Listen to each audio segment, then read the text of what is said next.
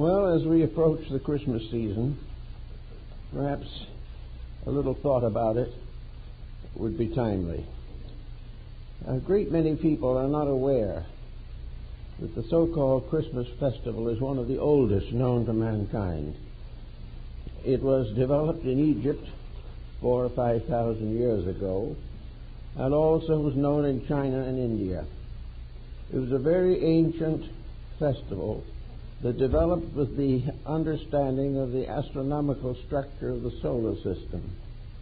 As soon as the zodiac was identified and the seasons were noted by means of primitive stone instruments, perhaps pyramids, perhaps Stonehenge, but certainly ancient methods for calculating the solstices and the equinoxes. The winter solstice was set aside from the beginning as the most sacred of all human festivals, because it honored the annual birthday of the sun. It was on that day that the sun moved northward and began its great journey to bring fertility and security to the peoples of the northern hemisphere. That these rituals, rites, and ceremonies were nearly all aligned to the northern hemisphere, we know. In any event, probably the most closely associated with our modern festival was the Roman Saturnalia. This was a great festival of the winter solstice, and in the course of the development of Roman society, it finally extended for a period of 7 days. One of the most interesting phases of the Saturnalia was the fact that during this ceremony, this festival, owners exchanged places with their servants, and the master of the house served the slaves at dinner. This peculiar thing extended to other customs, which included a number of the forms of tolerance not normally practiced in Roman society. This may have had an effect upon the sacredness of the festival in early Christianity, because during the Roman Saturnalia, no one would notice what Christians were doing. They were too busy fulfilling their own ancient rites, ceremonies, and customs. In any event, we know that the original development of the festival was one to remind us all of the benevolence of heaven. It came as a proof that we owed proper gratitude, tribute, and obedience to the divine and natural laws of the world in which we live. The Saturnalia was celebrated to the Father of the gods, and it was a ceremony of acceptances, of tributes, of recognitions, and of the renewal of binding ties between families, peoples, and nations. In other words, probably it came as close as anything we have to the foundations of the concept of world unity and peace. Today in Christendom and related fields, the ceremony or festival of Christmas is still widely celebrated. We know that at the present time, approximately 1 out of every 4 persons living on earth has at least some close to Christian observances. It is therefore probable that in all, that nearly 1.5 billion people on this planet honor Christmas with some type of festival. This is the largest single unit that exists, far exceeding all atheists, nonconformists, and unbelievers. It is a festival in which many nations with different languages, different actual sectarian differences, are all able to unite in the ceremony of the annual celebration of the birth of Christ. This is therefore a tremendous basic strength in times of trouble. It indicates one of the largest foundations upon which unity of belief and unity of custom can be established. We also know that from travel and from converse with the members of other religions that most of the non-Christian nations also respect Christmas. Many of them have something similar to it in their own beliefs. Some have accepted part of the Christian belief. And in nearly all non-Christian countries, there are large groups of persons who honor, reverence, regard, or esteem the early history of Christianity. So in all probabilities, we are probably talking about closer to 2 billion persons who respect Christmas or celebrate it. Now, this is a tremendous number of people. This is the one occasion in which they all seem to get together. The second most probably formal feast of Christendom is Easter. But Christmas has precedence over Easter in numerical acceptances. It is the one great festival of mankind since the very earliest time. A broad, simple, deep, pious, gentle acceptance of the infinite benevolence of the universe in which we live. A reminder to each of us that in this one life we live and move and have our beings. That in one great, tremendous strength all things exist. And all things exist in harmony and peace. The great aggressor, the great problem is mankind. The human being himself, with his personal ideas, attitudes, beliefs, and pressures, has gradually diluted the significance of Christmas to some degree. But even in this case, it is more to the good side that we must turn our attention. There is a great popular belief today that Christmas is a storekeeper's holiday. Well, it probably is to some degree, but there's even more to it than that. We are told, for instance, that from a purely business, economic, physical standpoint, that the abolition of gift-giving in Christmas would probably run half of European and American economics into bankruptcy. In other words, if we want to stop giving gifts, be prepared for another 5 or 10 million unemployed people. Therefore, while the motive may not be perfect by any means, until a better way is found to handle the entire economics of mankind, Christmas combines a religious ceremony with a protective economical cover over our world business and organizations. Now the question also arises, is Christmas a child's festival? It has been for a long time, but this is also a comparatively late development. Christmas was a festival for all, young and old. Christmas was not limited in any sense to the little ones, although they shared in its various festivities. Up to the present century, Christmas was a comparatively simple festival. Most people made the gifts which they exchanged, and those who gave otherwise usually gave necessary things to help to protect the security of the recipient's family. Today, much of this has been changed, but with it has also come something that may be all right, but I just can't sort of like it. It isn't pleasing to me. There's something about the idea of people being too busy, too tired, or too far broke to celebrate Christmas. I just cannot feel this way about it. It doesn't seem to me that it is proper or natural to assume that the average individual just doesn't want to have Christmas. And his excuse is almost always the same, that it's expensive, time-consuming, and comparatively unimportant. It is not too time-consuming. It is not necessarily working a hardship on people. Today and tomorrow and the rest of the week, millions of people are going to contribute to the needs of the needy. They are going to give tremendous amounts of time, thought, and effort to the serving of the poor, the sick, and those who have come as strangers to this land and have no home and no means of survival. This is the time when something inside of most people rises up with a humanitarian instinct. And that instinct is really the spirit of Christmas. It is the sudden realization of sharing with those in need. Now, the people most likely to dislike this are the people who do not like to share. The individual who wants to keep all he has and begrudges anything he gives away may downgrade Christmas, but he is also downgrading himself. He is breaking a pact with the universe.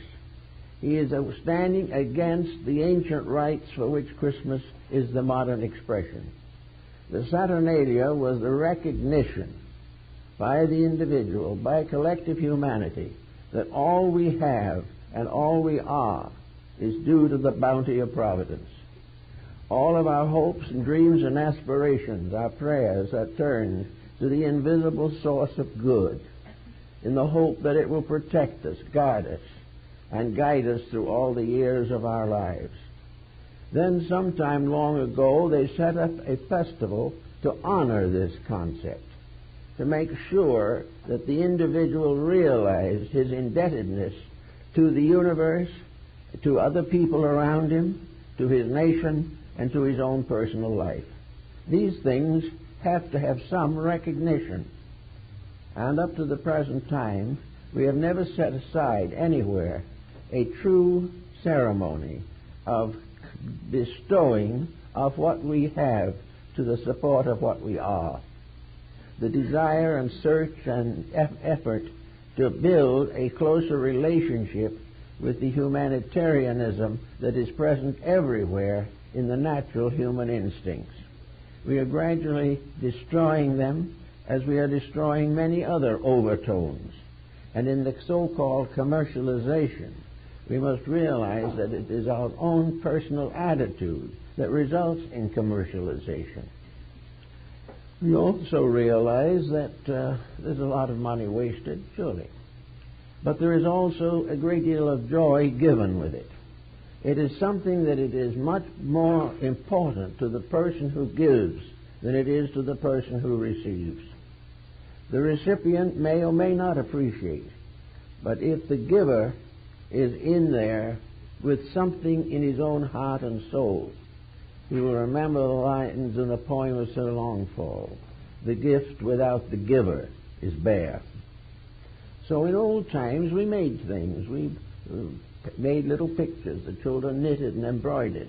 All kinds of things were made. The men did the whittling and the egg boxes and a few peg shoes.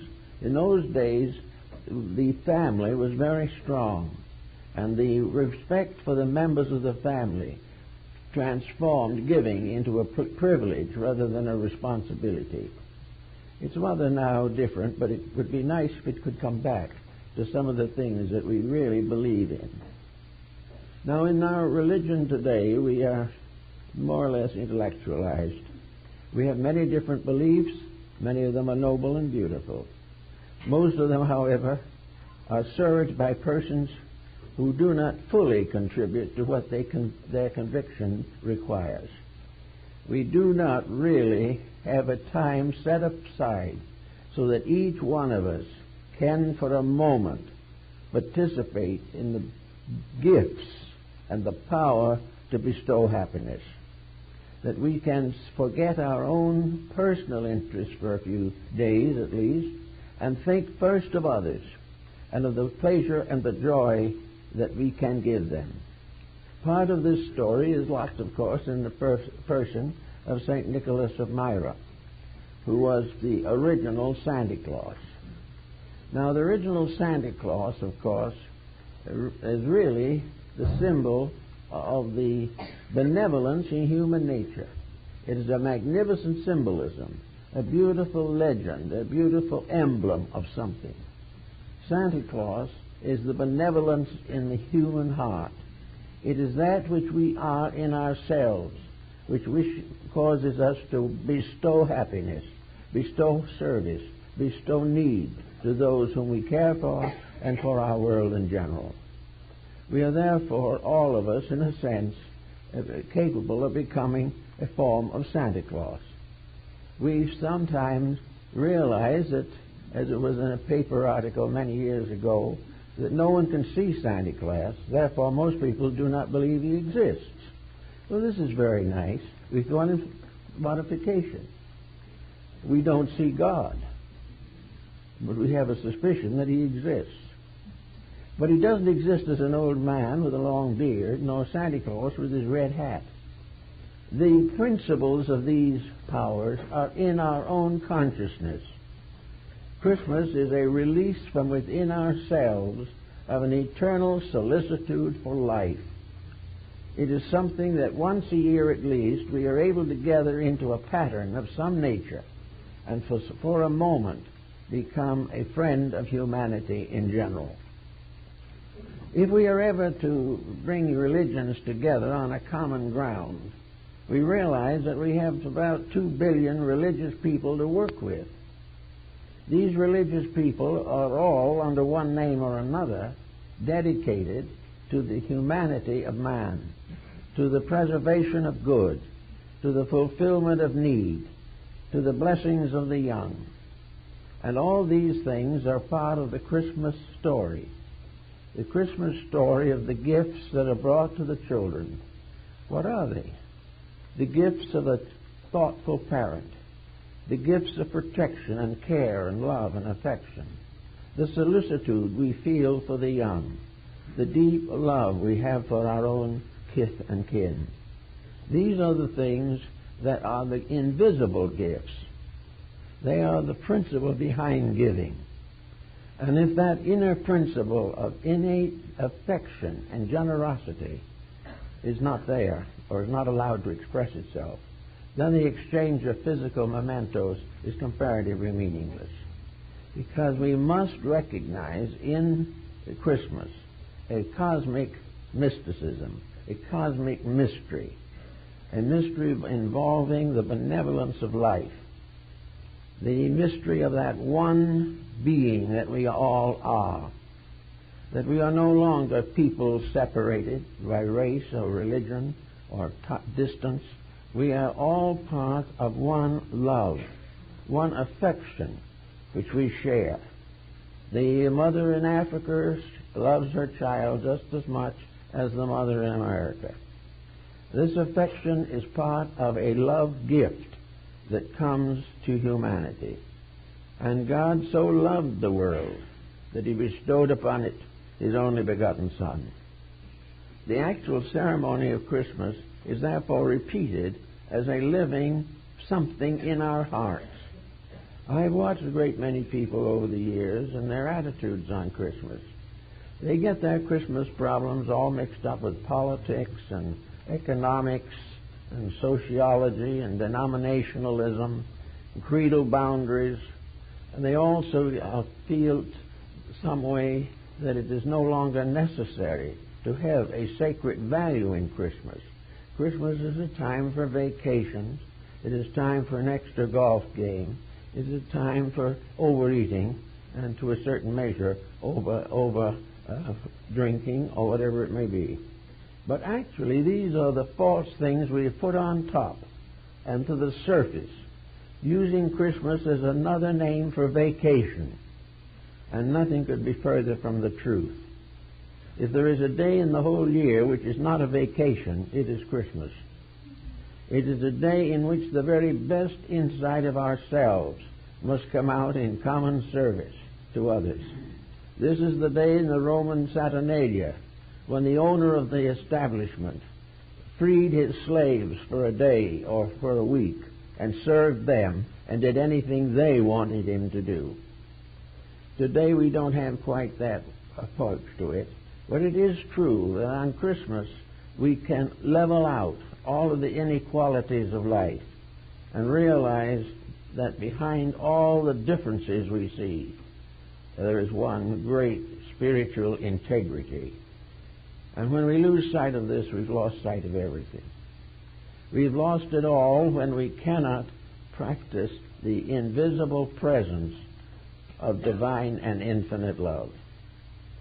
So we come to think of that today, or coming up this week, as a ritual of glorification, a ritual of remembrance, a reordination to the major values of life, a consecration to love, truth, and beauty, and a resolution to live a better life in the year that lies ahead. Among the ancients, the Egyptians and others, the winter solstice was held with great anxiety. Even the primitive people of the Western Hemisphere, the Indian tribes of Central and South America, waited hopefully, expectantly, fearfully for that moment when the new sun god was born. Would he come? Would there be another year? This rested with a providence beyond ourselves. And even science today knows that if something wrong occurred way out in space, we might never know a further existence. But in those moments of uncertainty, not knowing what was to come, whether there would be another year of opportunity, suddenly the calculation came through. The sun god was born again. In that moment, jubilation took over. Everyone rejoiced because, in the words of the old times, humanity was given another opportunity to live, to grow, to love, and to serve. It was a blessed giving of time, of opportunity. It was another chance to redeem the weaknesses of our own natures. It was a time to correct our mistakes. It was a time to do thousands of little wonderful and beautiful things we'd never had time to do before. A new year was a new birth. With the old year, the old birth died. There was no longer the old man with the scythe, who is Saturn. Now he had gone and left in his place a robust little baby that was to grow up into another year. All of this symbolism, however, involved a thanksgiving, for on that first day after the winter solstice, eternal life bestowed itself again upon mankind. The cold of winter slowly passed away, and the rejoicing of the spring was a repetition of the proof that life had come back.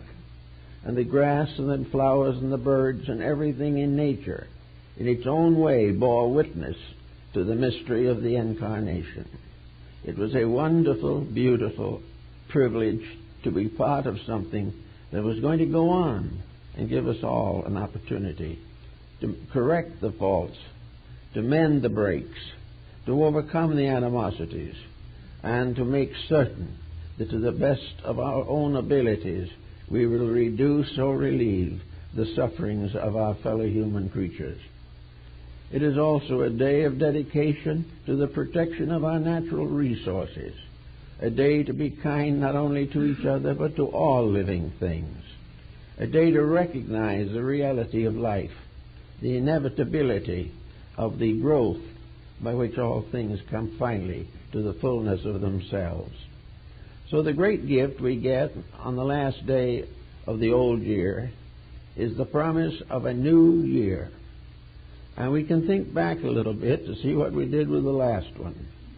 And when we do that, we might be surprised, might be pleased, but there's quite a chance we'd be disappointed. Disappointed in ourselves and what we had done, our inability to rise to an emergency, our incapacity to overlook a grudge or forgive a slight of some kind. We would look back upon a year in which we compromised many principles for expediency, but we look forward to a year in which strength within ourselves, the divine life and light in us, will make it possible for us to do better in the future. So as we come into this year, or come to the end of the old one, we bid a sort of sad farewell to the past and reach out to take the hand of the little one who is born to become the new year. And in that we begin to think about resolutions.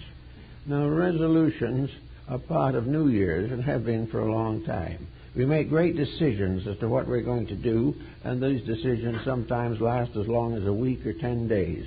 Then they slip back into the old patterns. But with the resolutions on the mystery of the Incarnation, All these growth processes can be lengthened and intensified and certified so that things will really be better. So on Christmas, let's see what we can do.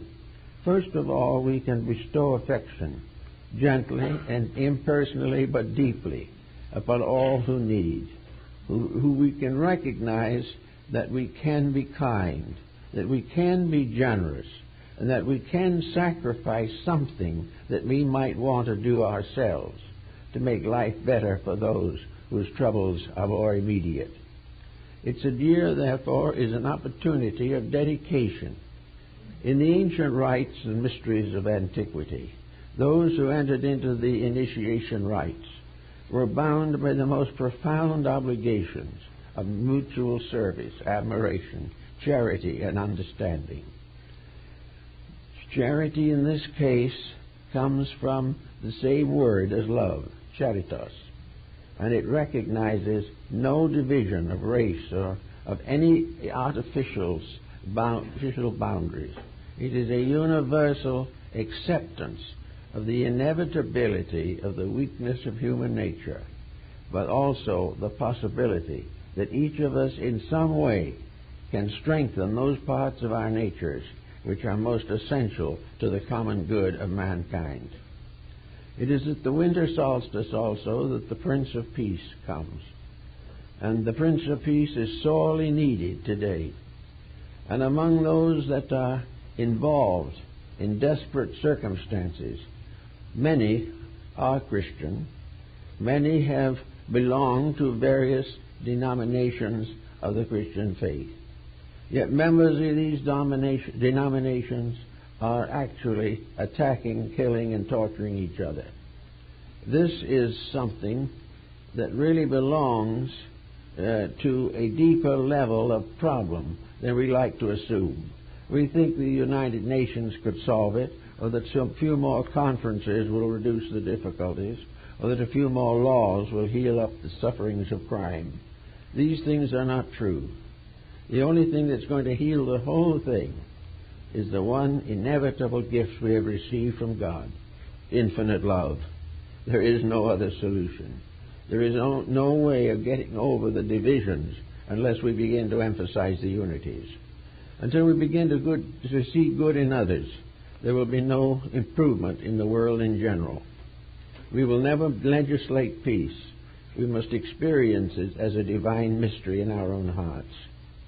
Which brings us, therefore, to the real significance of Christmas for us all. Christmas is a mystical experience made flesh. It is something that reminds us of experiences which cannot be entirely put into words. These experiences we link together under the general heading of mysticism. Mysticism is an inward experience of a divine reality. It is something that arises in our own nature. It is not bestowed from the outside. It is not communicated by instruction. It is a moving inward to a source of the infinite within ourselves. And mystics have in every case found that the deeper they went into themselves, the closer they came to God. The mystic is not egocentric. He is not set up as a person consisting of better qualities than others. He is a truth seeker, and he has discovered that the only way that he can become a true seeker is to be quiet, to serve, to give, and to forgive. These are the qualities of the superior person, and this simple truth was made clear in China by Confucius 600 BC. We have to all make this journey, this mystical experience journey, in search of the one source of every good that exists in the world. Now, there are many paths that lead some way in that direction, but the experience itself comes from a very firm, quiet dedication. The individual has to impose certain rules upon himself. He cannot grow without his own consent. Growth cannot be forced upon him by his bodily ailments nor anything else.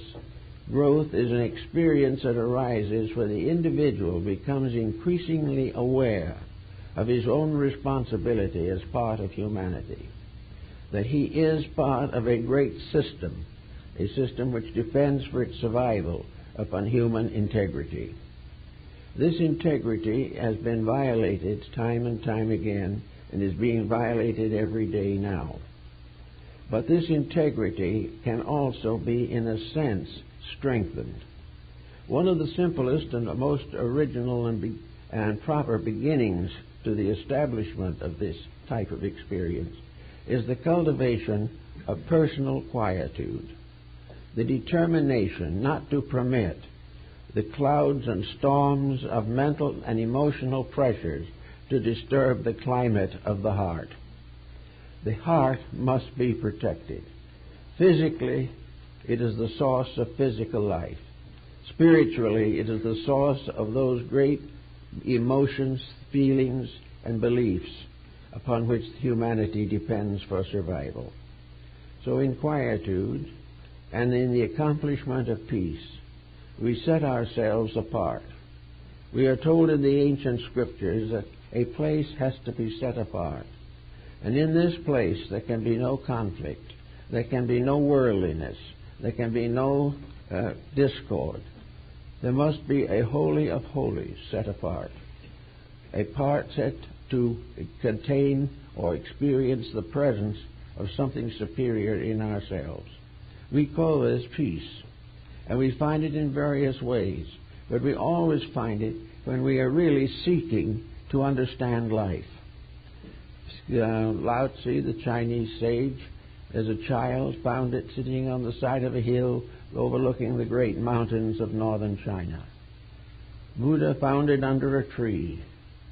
Each one in his own way has to experience this inward, personal devotion, dedication.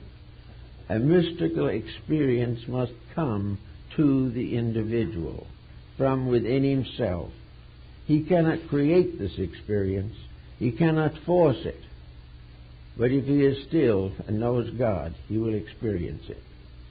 So in Christmas time, in this season, those who want to really understand and know Christmas must recognize it as a symbol of the quietude of the human heart. It is the sign in which the use of the word children applies not simply to those of physical childhood. It means that we are all children when it comes into the presence of the divine. We are all little ones, waiting to receive the blessings of heaven. We must accept very often, without understanding, some of the things that we know or believe or think. But with it all, it is our right as little children to be grateful to the eternal parental power that has given us everything that we have and are.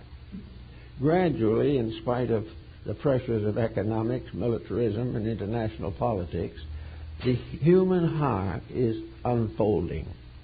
There are more and more people who begin to understand the mysteries of the inner life. There are new groups rising all the time, and older ones that are strengthening and receiving more and more popular recognition. The realization that the beginning of world peace is personal freedom from stress and the tension of ambition and competition. It has to come. Now, there are many probably who won't want it to come because they've become so accustomed to their miseries that they are like narcotic addicts. Competition and mutual hatreds and animosities have produced a kind of narcotic habit. The individual feels he must dislike something.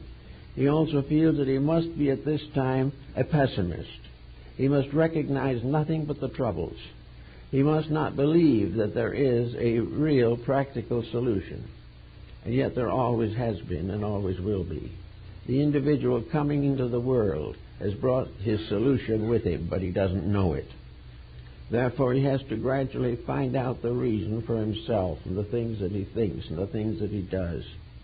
And Christmas is a wonderful opportunity for a little while to simply quietly contemplate these matters, contemplate the gift from within, that actually our life is a life in soul, not a life in body. Our body is merely the appendage of a powerful spiritual entity.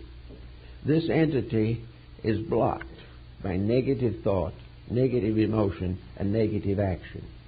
Even more than that, the power of this spiritual or soul being within us is perverted and corrupted. We take the gift of life which God has given us and we use it to destroy. We use it to advance our own means. We take a point of view that life is an instrument of advantage.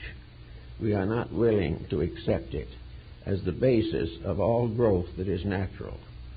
So in these hard times, as always in hard times, one nation after another has gone through them.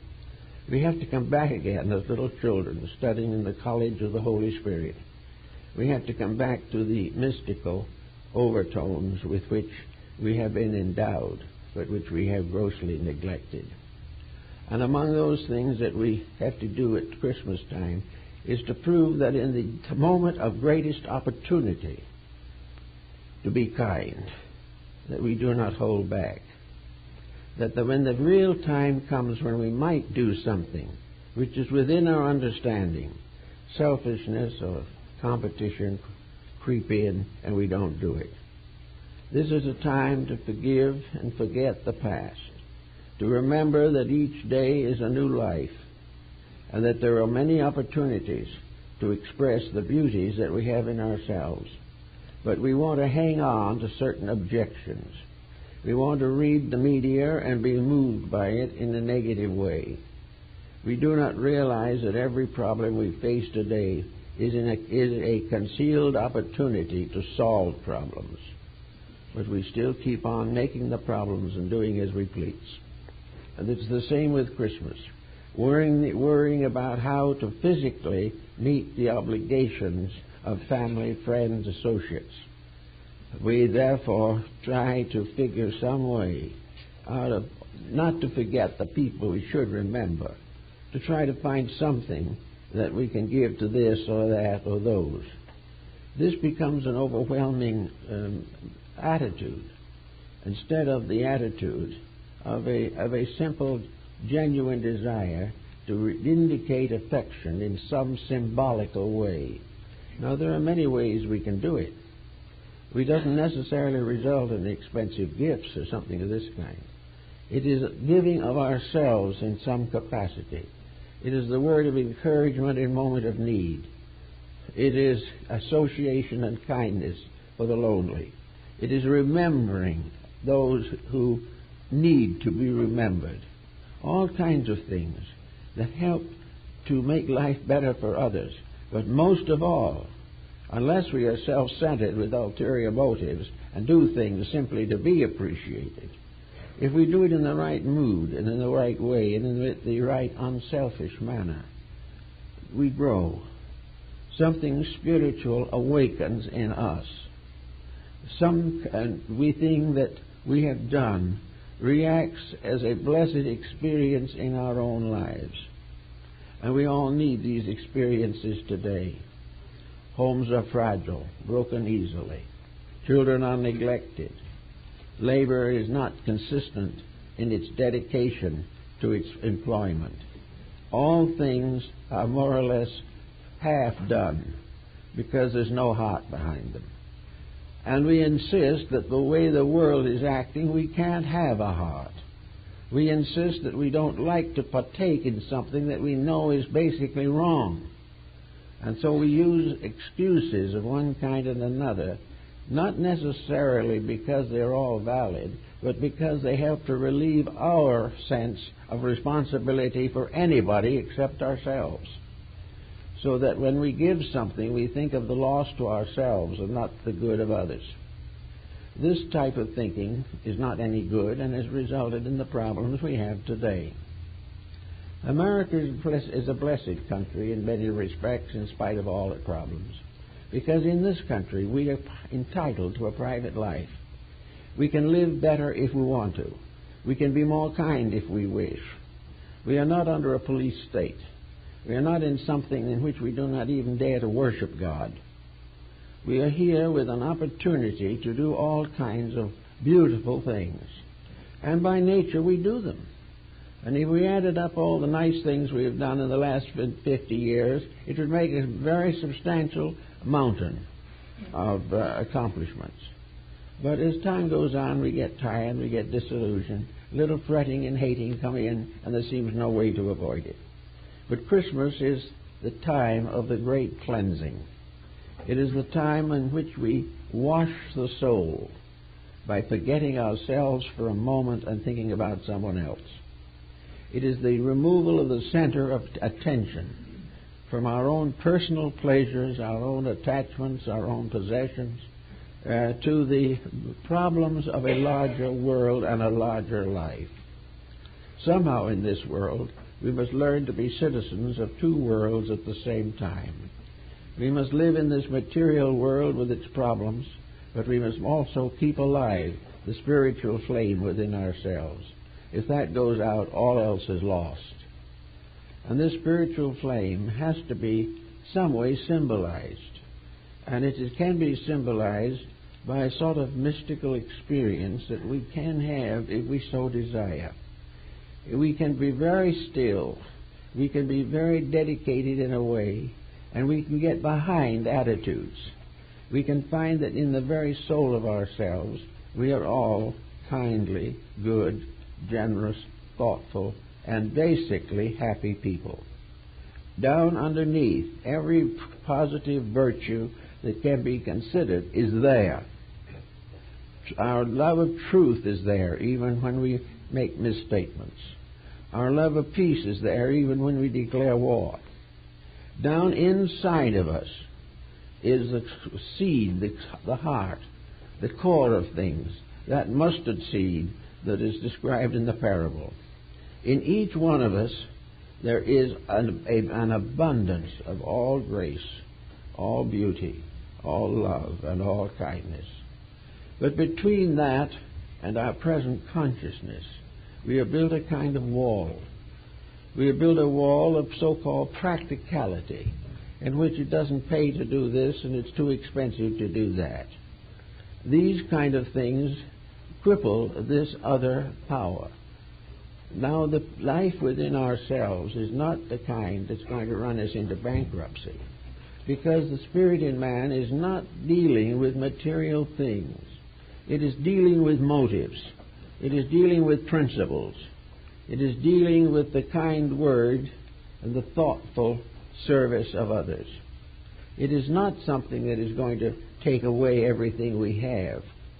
All it is going to take away is that part of what we have that is no good in the first place, or is giving us more trouble than it's worth. We are citizens of a kind of world that is sort of ruled over by a combination of Santa Claus and the old god Saturn. A world in which tremendous truths exist, which we have been carefully educated out of. We are being told constantly that life is a struggle for survival, when in reality life is always victorious and is a tremendous power within ourselves, which we have blocked by our own intentional misuse of forces and energies. So on Christmas, we might as well start in maybe this year by giving a present to ourselves. We won't probably fail to do that, though, on one ground or another. We will remember ourselves rather generously, probably, or try to. But there is a gift we must give ourselves, that is the bestowal of the blessing of the Holy Spirit upon our works. The things that we do should be blessed in themselves. They should be things that mean something. There should be a prayer go with each one. There should be a recognition that there is this tremendous potential of doing it right and being honorable about things, which we have begun to overlook. So with our giving, we must also give to ourselves.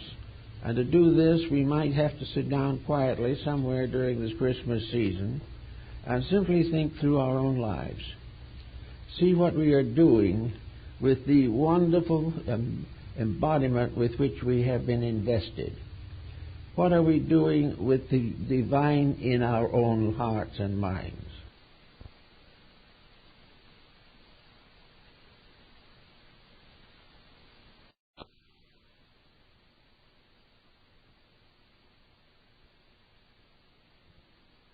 Hearts. Are we building a bridge to this mysterious power that is forever but gently knocking at the door of our hearts? Is it not true, therefore, that somewhere along the line, the heart can be the bestower of a great gift upon us? The gift that it bestows is love. And love is not something that forms an egotistic center. The individual doesn't love himself. Some do, but it's a mistake. What we really do under the heading or by the name of love, we mean a release of the spirit by which all things are redeemed. Love is therefore a great feeling of compassion to all that lives. It is a great urge to serve need wherever it exists. It is also a need to serve the beautiful, to help everything that is growing and doing things. Man can love the stars and the sky and the flowers, the birds, animals, insects, everything. All are part of this tremendous world over which man has been given stewardship. We have been made stewards of this planet. We have been given the authority to be the gardeners of the garden of the Lord, or as the Muslim calls it, the garden of Allah. This is the great garden that we were supposed to take care of. This is the great garden which would have everything in it that we need if our own hearts were right. And we must also realize that in the heart and soul of things, love is always kind. The love of fanaticism is no answer to anything. To destroy in the name of God is superstition. To resent the honest beliefs of other people is a mistake. But to recognize that we are all servants together in a mystery beyond our own knowledge or understanding, that we are truly gardeners and stewards in the garden of the Lord. We are here to make this a beautiful place. We are here not just to turn it into a vast factory or to develop vast monopolies of trade. We are here to see that the good things which we have in nature are protected. We must protect the air that we breathe, the water that we drink, the fire with which we heat things. We must protect all these things. We must use them wisely. We are not here to ravage the earth. We are not conquerors to plunder the planet. We are here as servants of eternal beauty and eternal love. And if we serve these things as people, as a race, as a humanity, all else will be added unto us. There can be no need for any of the ills with which we are afflicted, except that we afflict the world with our own mistakes, because we will not use the emotion of love honestly. So we have in the Bible that God loves humanity. We have in the New Testament the love of Jesus for his world. We have all through these great sacred writings a great compassion, a great solicitude for life, a great joy at the thought of beauty and of peace and of understanding. So each year the curtain goes up for another year. What are we going to do with it? Are we going to do something with this to make it a step in that direction? Are we going to be a better world because of ourselves at the end of this new year, or will we be in the same morass we're in now? The whole world has only one source of life, There is only one energy, far above and beyond anything that laboratories can produce. There is one life in everything that exists, and in the terms of their eternal natures, all things are one. It is the mind that has divided them, and it is ambition that has turned them against each other. We cannot continue this way without suffering. Now, it is not within the means of the average person to make great changes in civilization. But this is not too important. The great important thing is that each individual tries to live a little nearer to the divine plan. After all, life here is short. We have only a few years in which to prove or disprove the purpose of our mortal existence. We only have a little time, and then we must part from here to areas where our ambitions in temporal matters may be considered ineffective. We are going from a world of men's disabilities into a universe of divine realities. We can take with us only our love. We can take with us only our trust, our dedication, and our voluntary willingness to serve the divine plan. All the rest has to be left behind. We come into the world crying, and we live the best we can. We do a few things well and make some mistakes. But in each case, there is some of good, some of beauty, some of truth. And we want to make more of it, so that it will continue to serve us in times ahead. But when we leave here, are we leaving with as much soul power as possible? Can we honestly say, as we depart from here, that as far as we could, we have kept the rules of heaven, that we have tried to be good stewards, good keepers in the garden of the Lord, that we have not intentionally injured people, we have not cheated or disabled them, we have not ridiculed or corrupted their dreams and hopes and aspirations, we have not bound them to some military machine to die for a despot. We are trying, and have tried in life, to be of good value, that the divine power may work through us. Jesus told his disciples in substance that his presence in them would always be working his work, his labor.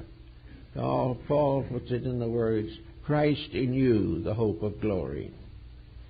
And this Christ in us is the spirit of good in us, the spirit of self-sacrificing service, a service that may die in order to save, a life that may be tortured in order to redeem, but a life of service, a life of natural virtue.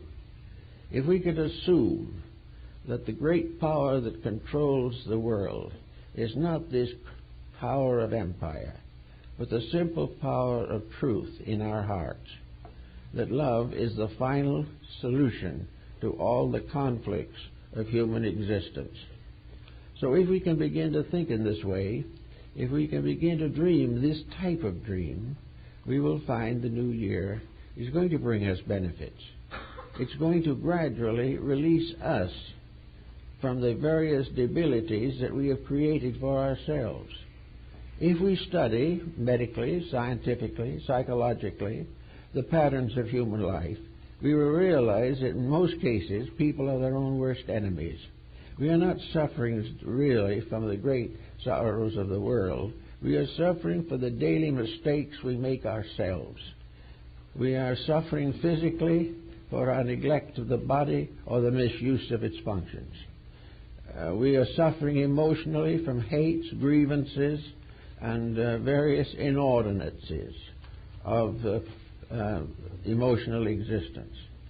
Then we are making ourselves mentally ill, even to a psychotic state, by our destructive thinking, by the fact that we use the mind as a tyrant, that we use it to support various schemes when it should be used to advance the cause for which it was intended. For the purpose of the mind is to serve truth and find ways by which it can be manifested in our moral and daily living. So we are mostly our own worst enemies, and we pay for it. We pay in aches and pains and doctor's bills. We pay it in all kinds of antagonisms, broken homes, unhappiness. Wherever selfishness comes in, sorrow comes with it. So in this season, we receive not only a new opportunity, but in Christian mysticism, a new establishment in the heart and love of Christ. We are here to receive another benediction, that each of us may receive a Pentecostal mystery in ourselves, so that each of us will receive a ray of the divine life which has come to us for the service and betterment of all mankind. We are only Christians if Christ in us rules our conduct. We only have true faith in any other religion if the principles of that religion are fulfilled in conduct. If the religion says love one another, we either love one another or we are heretics. There is no compromise possible. We've tried for ages and ages to make life unbearable for each other in the effort to find some way to convince God that He should do something for us. Therefore we pray, but we do not work. We ask, but we do not give. And for these mistakes, we are in constant sorrow. If we can, therefore, start a little bit now in this new year, just simply to get over some of the problems that have beset us, let's make a little thoughtful list of some of the things that we have carried forward as unfinished business. How about the broken home? Is there anything that can be done to save it? Why was it broken in the first place? What were the real causes? Were these causes due to divine misunderstandings? Were they principles that you could not violate? Or were they simply human attitudes, selfishness fighting selfishness, egotism fighting egotism, and the undisciplined struggling to escape discipline? All of these things, if they are weaknesses, we should correct them. If they are strengths and they are wrong, we must overcome them. But at the same time, we must do something. Now, in this coming year, there are lots of little odds and ends. We can begin to think in more kindly terms of people. In this country, particularly in the last 25 or 50 years, we have become a world of critics. We criticize and condemn and very often have no idea of what we're talking about. We accept words, we accept the media and all these things to do our thinking for us. We hate what we do not know, we reject what we never understood, and we continue to blame somebody else for the corruptions of our lives. These things have to change. If someone is doing it wrong, this is too bad. We can only pray that they will correct their own mistakes. No matter what an individual may do, we do not hate them. We may disagree with them, we may dislike their policies and their practices, but somewhere inside of them is a soul fighting against itself, a soul that has been corrupted or damaged by its own mind. The person has gone bad because of ambition, cupidity, hypersensitivity, uncontrolled hates and angers, deceptions. All these things have had a bearing upon it. There's a little story I like very much about Japan. There was this Japanese gentleman who was very arrogant, very total self-centeredness, and not too admirable a person in his general conduct. And one day he met on the road a Buddhist priest, and he stood facing the priest, and the priest faced him. And then very slowly and quietly, the priest bowed very deeply before this man. And someone who was standing by saw this happen. And he turned to the priest and he said, "Why did you bow to this man who had made all these mistakes and is not a good man?" Well, the priest said, "In the first place, I bowed to that which is behind the mistakes, because somewhere back there there is a divine power, and that I bow to. And from a purely physical condition, bowing is excellent for the stomach. So between the spiritual integrities and the physical intensities, bowing to that which is inferior is an illusion, because down inside of everything that is inferior, if it is alive, is the splendor of God. To get these things into manifestation is not easy, but they must come into manifestation. And the thing that brings them usually is trouble.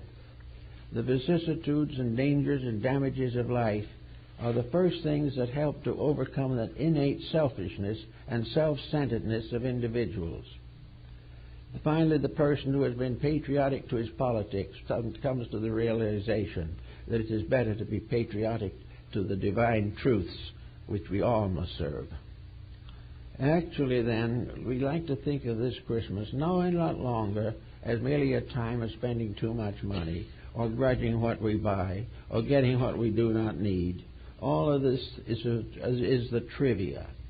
Much of it is nothing more or less than the fact we want to spend the money on ourselves instead of somebody else. Also, however, there is a gesture here, even a gesture of the most commonplace nature. To remember a person because we like them even a little bit is a step in the right direction. But under all the other types of things, let us try to understand what maybe our ancestors had more of an understanding of, especially my esteemed grandmother, whom I can mention in this respect. Grandmother never sent a Christmas card in her life. That would have been very bad taste. She would sit by the hour and with a fine old Spencerian hand write the most beautiful Christmas messages for all her friends. Each one was for a person, for a reason. Each one was done without any haste or consideration of it. One of these nicely written cards or slips might take 2 hours of her own time. But in it she said something to make that person feel better or to know that they were not forgotten. She knew what they were, if they were sick. She knew if they had been bereaved. She knew if they just had a new member in the family. And she made all these things and sent a blessing for all of them for the Christmas season. This is the type of thing that came before we got so busy that we had to turn to all these other methods. But regardless of what we use, down inside of ourselves, there has to be a certain gift of our own consciousness. We must try to do something to make certain that somebody else knows that we care, that in some mysterious way we are standing in that place where a person is standing when he prays. In other words, we pray, maybe for the things we need, maybe for love and understanding, maybe for solace in sacrifice and loss. But when we pray to God in the silence of ourselves, up to now it has been not noticeable that the prayers are answered, but they're not answered by deity in person. They are answered by the deity in someone else whom we know. We find that the good things that come to us come from people, but they come from that divine part of people. We pray to God for help, and the God in our neighbor helps us. We pray for food, and a stranger feeds us. So that all of the answers to prayers, including prayers directed to things that we could do, are answered by human beings through the God in themselves. This is very important because it is demonstrable everywhere you turn. Always the answer comes from a person. But it comes not just from that person, but from the God in that person. The person has something that will answer the need, and the prayer goes to that soul, to that God, and inspires it to share with us that which it needs. Therefore, we are always working in a universe of divine matters administered by human dedications. We are in a world in which all the things that we do are part of a great plan of doing. All of our giving is part of the eternal giving. We give all kinds of things at this season, but the silent and invisible source of life gives all things, not only at this season, but whenever it is necessary. So Christmas is a time of mysterious and secret giving, and that was the secret of St. Nicholas of Myra. This good old prelate, if we can believe the story, it's a shame they took him off of the calendar of saints. They've left on some that were much less desirable. But anyway, that hasn't done any good because the devout love him just as much. But maybe they got rid of him because on one occasion it is reported that he sold the gold and silver ornaments on the altar of his church to use the money to buy bread for the poor. That might have got him in trouble with the hierarchy, but I suspect that a power within himself was able to compensate for the other loss, because we are all constantly mistaking material solutions. The material solution helps, but the solution is only immediate and for the moment.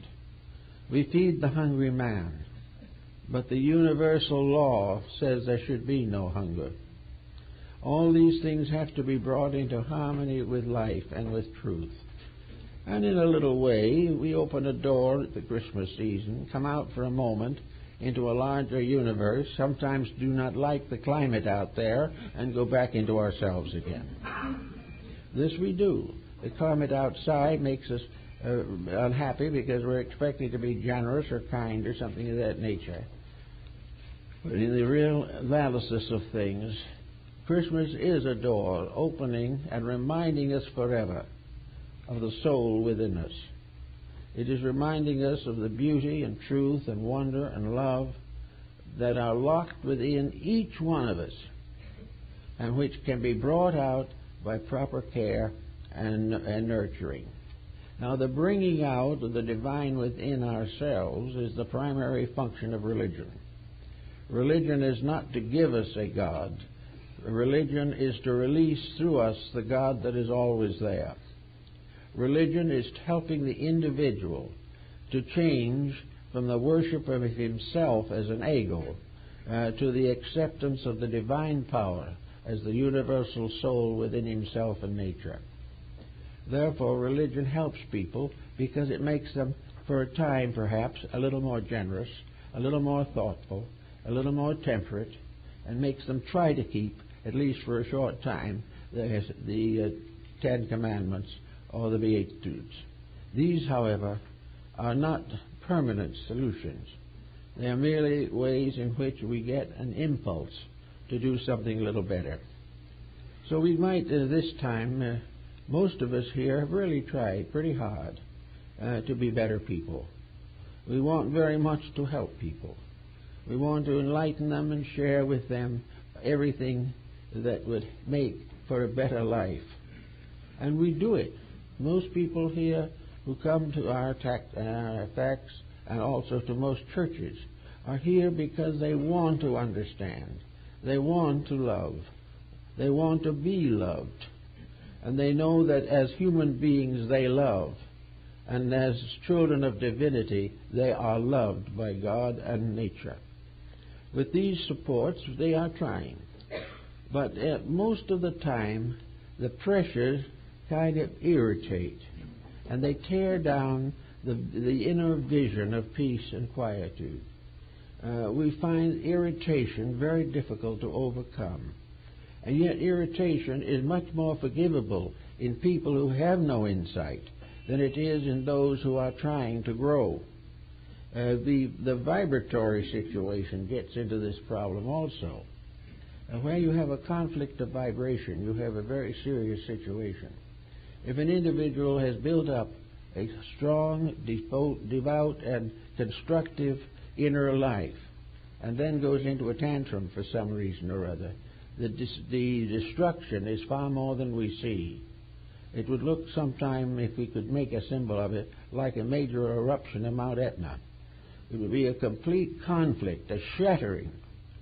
And then when the individual has grown to the point where the peace within himself is taking over, and it is shattered by a very bad example of misunderstanding or destruction, the individual receives a serious internal blow.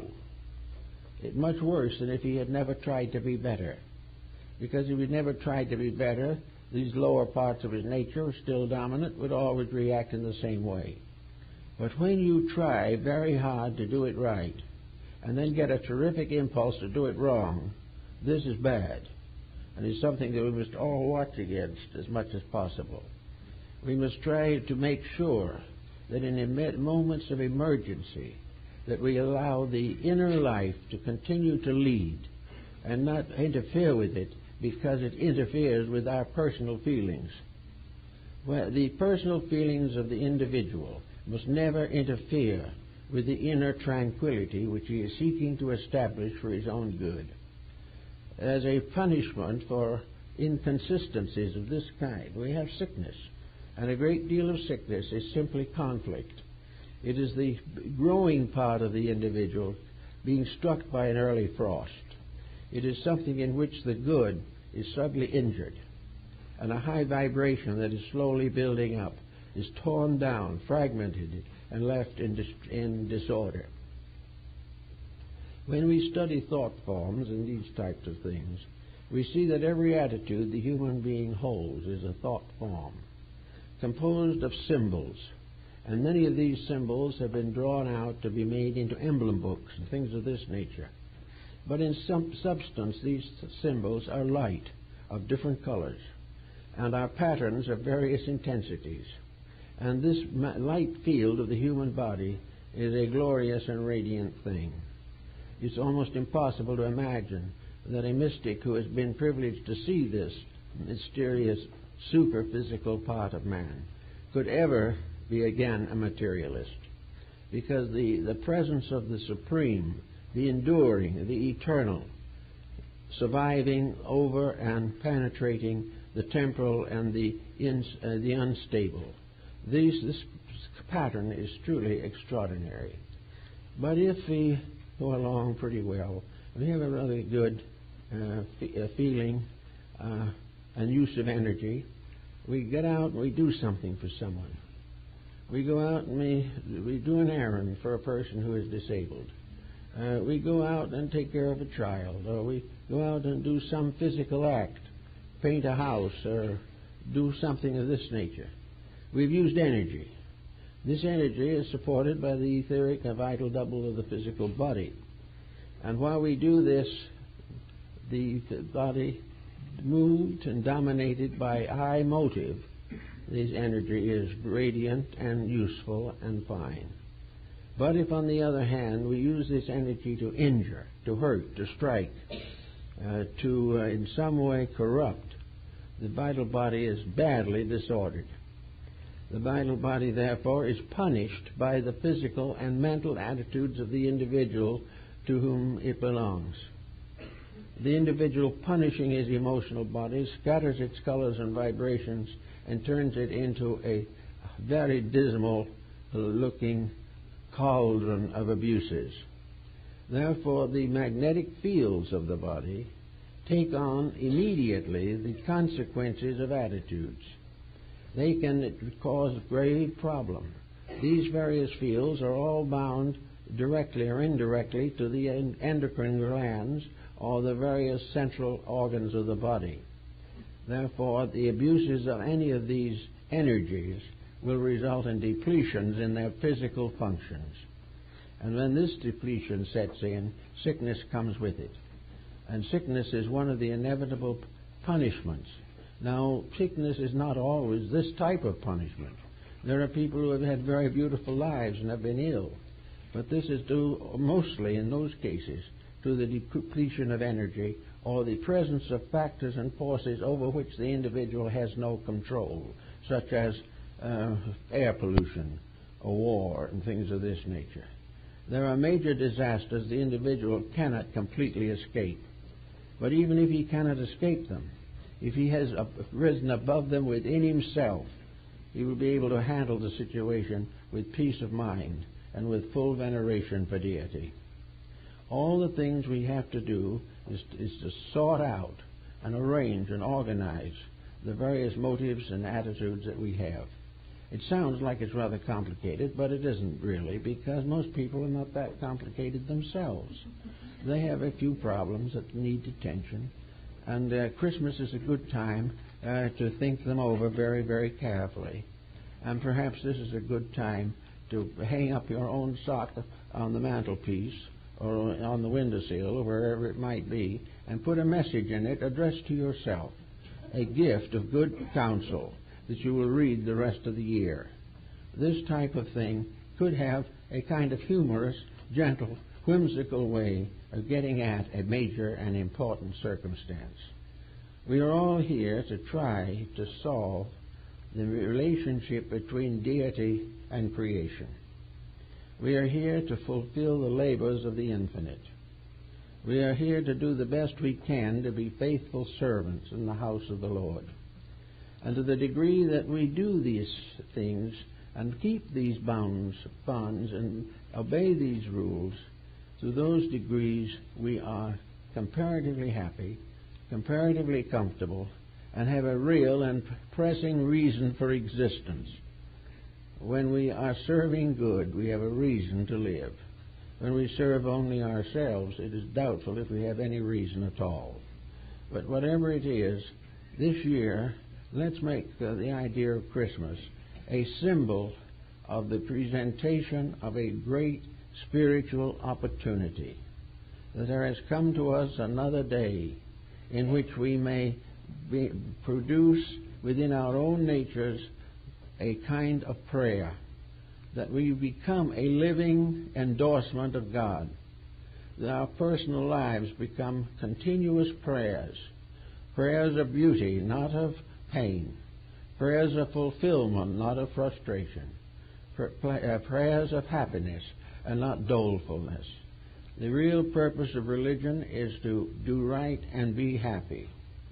Happiness is the natural reward for being right.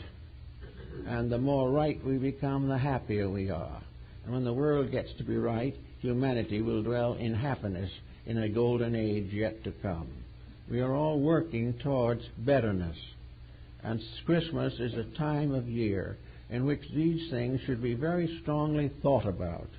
They should be given a lot of definite reflection.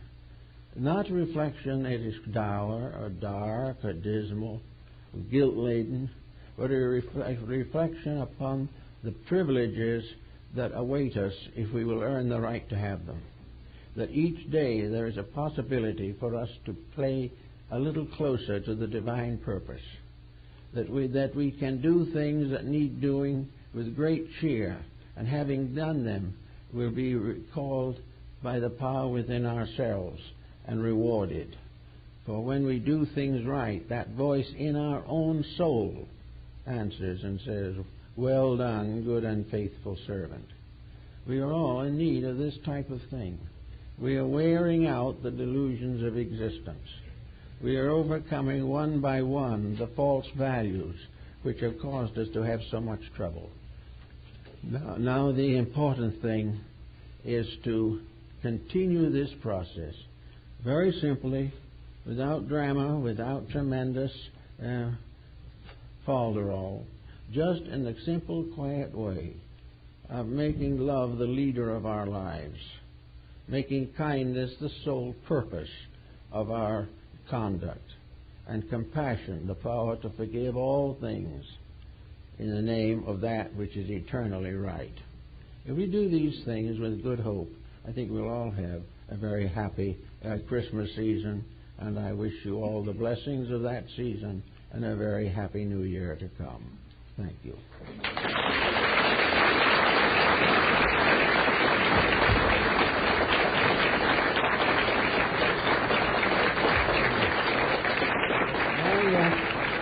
Maybe at this time every year, at this time I usually announce one of my wife's publications, and one that I particularly like is the answer to the question, what is world and family enlightenment? It is a very beautiful, consistent thing, which it seems to me would have great value to you at this season. We hope you will consider it. Thank you very much.